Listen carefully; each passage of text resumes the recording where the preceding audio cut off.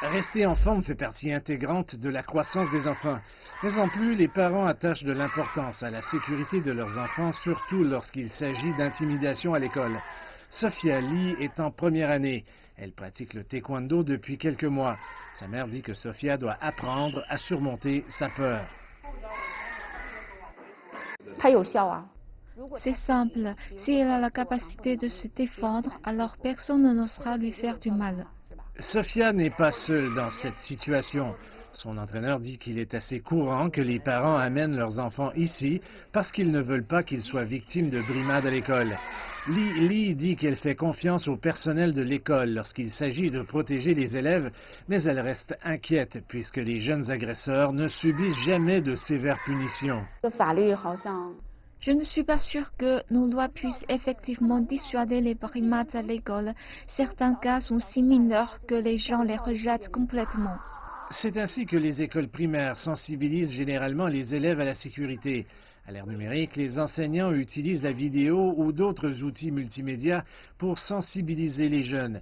L'éducation à la diffusion de la loi est en cours, mais la question de l'intimidation à l'école n'est pas un sujet facile à aborder. Le défi est de savoir comment aider les élèves à comprendre les incidents qui sont de plus en plus présents sur Internet. Il faut dissiper les craintes suscitées par les incidents et dans le même temps sensibiliser les gens à leur propre protection. Les conseillers juridiques espèrent que des réglementations plus détaillées permettront d'éviter l'intimidation à l'école.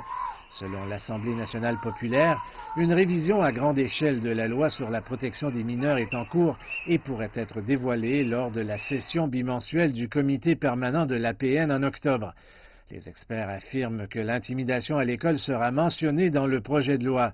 Dans un entretien par courriel avec CGTN, Ma Jun de la CCPPC a écrit « À l'heure actuelle, le secteur de l'éducation est chargé de gérer les incidents de harcèlement dans les écoles.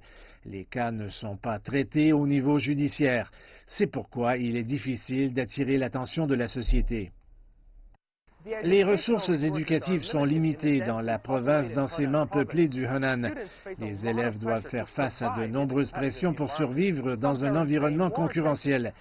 Certains parents disent que le travail scolaire de leurs enfants fait l'objet d'une plus grande attention que la sécurité sur les terrains de l'école.